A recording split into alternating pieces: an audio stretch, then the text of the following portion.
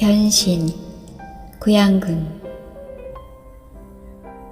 체코의 프란츠 카프카는 그의 단편소설 변신에서 기상천외의 이야기를 만들어낸다. 어느 날 아침 주인공 잠자가 이상한 기분으로 잠에서 깨어났을 때 침대 속에서 자신이 한 마리의 기괴한 벌레로 변신해 있는 것을 발견한 것이다. 자신이나 식구를 위시한 주위 사람들이 기절초풍하게 놀랄 것은 말할 나위도 없다. 그런데 알고 보면 나는 카프카의 변신에 버금가는 변신을 최소한 67번은 하였다. 단 카프카의 경우는 좋은 것에서 나쁜 것으로 변신한 경우인데 오늘 내가 말하려는 변신은 전부가 나쁜 것에서 좋은 것으로 변신한 경우이다. 내가 유년 시절을 보낸 고향 동네는 애증이 뒤얽혀 생각만 해도 가슴이 저려오는 곳이긴 하지만 하루도 싸움이 끊일 날이 없던 아수라장이었다. 나는 지금도 누가 시골은 살기 좋고 인심이 후한 곳이라고 하면 단박에 반발심부터 끓어오른다. 당신이 시골을 알면 얼마나 알아서 그런 말을 하느냐고. 내가 알고 있는 시골은 결코 살기 좋은 곳도 인심이 후한 곳도 아니다. 그렇게 시골이 좋은 곳이라면 무엇 때문에 길을 쓰고 사람들은 시골을 버리고 서울로만 가려고 하겠는가. 내가 살던 시골 동네는 거의 매일 산천이 쩡쩡 울리게 싸움질이 벌어졌으며 법은 없고 주먹은 가까운 곳이었다. 동구 밖에서는 작년에 왔던 각설이 죽지도 않고 또 왔네 하는 거짓대 몰려오는 소리가 들리고 조금 있으면 갈고리 부대 상인 군인들이 겁을 주며 양식을 뜯어가고 문둥이 패들이 휩쓸고 지나갔다. 동네 상놈이 앞산에 올라 올력들 나오시오 하고 소리를 질러대면 모두 곡괭이 삽을 들고 나와 마을의 공용 보수공사를 해야 했다. 지서나 면사무소에서 관리가 다녀가면 닭을 잡고 술을 받아와 대접하여야 했고 그 대금은 고스란히 각 가정에 배분되었다. 그래서 구장은 하루도 빠짐없이 세금 받으러 찾아와 돈을 내놓으라 하였고 그 돈을 왜 내가 내야 하느냐고 어머니와 말다툼이 벌어졌다. 나는 고등학생의 어린 나이지만 고향을 떠나지 않는 한 이 악조건에서 벗어날 길은 없다고 생각하였다. 그때 우리 집은 위로 누나가 4명이 있었으나 모두 시집가고 없었고 나와 노무 한 분만 살고 있었다.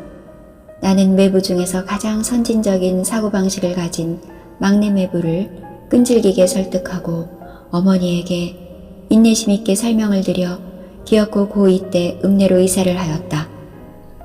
읍내로 이사를 하니 그곳은 한 달이 가고 2달이 가도 싸우는 사람을 구경할 수가 없었고 거지나 문둥이, 상위군인 때는 눈 씻고 찾으려야 찾을 수가 없었다. 사람들은 모두 예의 발랐고 웃음이 꽃피는 지상천국이었다. 좋다 좋다. 어머니도 몇 번이고 나를 보고 웃으며 말씀하셨다.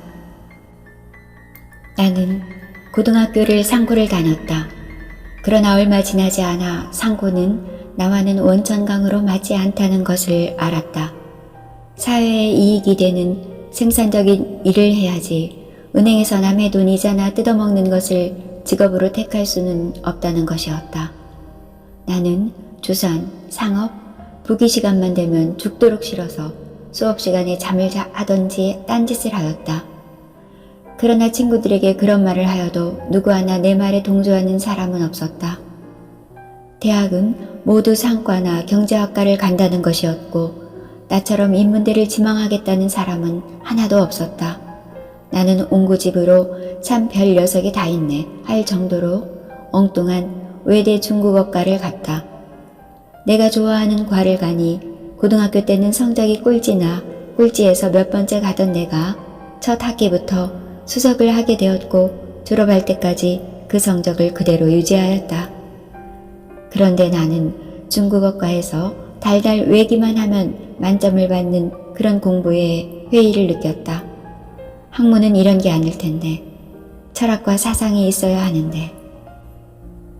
내 고민을 듣던 한 친구가 사학과가 어떻게 되냐고 하였다. 맞아. 사학에는 문사철이 다 들어있고 정치 경제가 다 들어있지.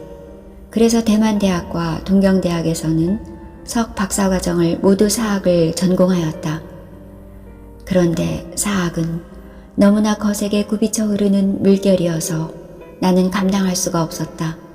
일본과 중국의 역사 날조며 삼국 이전 우리의 7천년 역사를 잘라내버리는 과정들을 알면서 피가 거꾸로 솟았다. 내 눈은 번쩍거리기 시작했고 내 몸은 바싹 말라가기 시작하였다. 나는 분노를 가슴에 안고 아무도 모르는 원사료를 이용하여 논문을 발표하곤 하였다. 그러나 그것을 읽었다는 사람조차도 거의 없었다. 동경대 식민사학자인 내 지도교수와는 사관 문제로 매일 다툼이 벌어졌다. 내 사관을 문제 삼아 학위 논문 접수를 거절한 지도교수에게 오히려 감사해야 할 판이었다. 더 이상 사학을 하다가는 나는 분명히 제명에 살지 못한다는 것을 알았기 때문이다. 나는 귀국하여 국내에서 다시 중문학으로 박사과정을 하나 더 해서 학위를 받았다. 교수 생활이 거의 끝나가려는 정년을 3년 앞둔 어느 날, 그 해에 정년을 하실 선배 교수님 한 분을 복도에서 만났다. 그 교수님 하시는 말씀. 구 교수, 교수연구 업적집 봤나?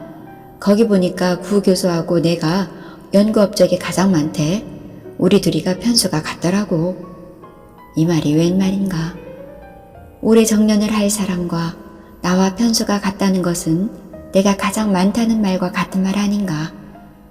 나는 이 뒤로 3년이나 정년이 남아있으니 적어도 대여섯 편은 더 쓸 것이기 때문이었다. 나는 화가 났다. 그때 마침 학장선거철이어서 나도 출사표를 던지고 말았다.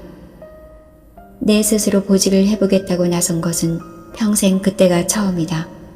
결과는 타의 추종을 불허하게 압도적으로 당선이 되었다. 그런데 그때 외부에서 영입했던 총장이 갑자기 사표를 내는 사건이 벌어졌다. 나는 혼자 학장실에서 잡무를 처리하고 있는데 이사장실에서 잠깐 내려와 달라는 전갈이 왔다. 이사장실을 들어서는 나는 깜짝 놀랐다. 이사들 전원이 도열에 있다가 기립박수를 보내는 것이 아닌가. 총장이 되신 것을 축하한다는 것이었다. 알고 보니 그날 하루 종일 이사회에서는 총장감을 골라 심사하고 있었던 것이다. 정년을 6개월 앞둔 어느 날은 청와대에서 전화가 왔다. 대만 대사로 가달라는 내용이었다. 나는 허사마사하고 거절하였으나 주위에서 모두 수락을 종용하고 특히 한국의 지도교수가 적극 권장하였다. 나는 대만 대학을 나왔기 때문에 대만에서의 인맥이 튼튼하고 중국어를 잘하고 사학을 전공했기 때문에 가장 자신 있는 부문이 아닌가고 국익에 큰 도움이 된다는 것이었다. 뜬금없는 공관장 생활을 마치고 돌아와서 나는 다시 뜬금없는 작가로 변신하였다. 소년 시절 때부터 꿈꿔오던 소설가의 꿈을 실천에 옮긴 것이다. 장편소설은 이제 겨우 3종을 발표하였는데 첫 번째 것은 벌써 김만중 문학상을 받았고 엊그제 발표한 2종도 어느 큰 문학상의 후보로 들어가 있다고 귀띔해준 사람이 있다. 이제 정말로 작가 위에의 다른 꿈은 꾸지 않으려 한다. 바람이 너무 세. 허리가 꺾여 땅에 닿았다 떨어졌다.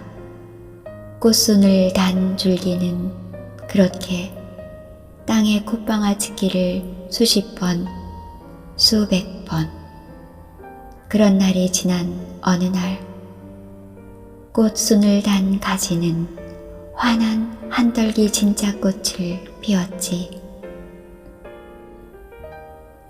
모든 꽃들이 같은 과정을 거쳤건만 꽃순을 단 가지는 자기만이 독특하다고 생각하며 더 아름답게, 더 예쁘게 피우려 꽃순의 모든 힘을 발산하여 가장 예쁘게 한 송이 꽃을 피웠다지.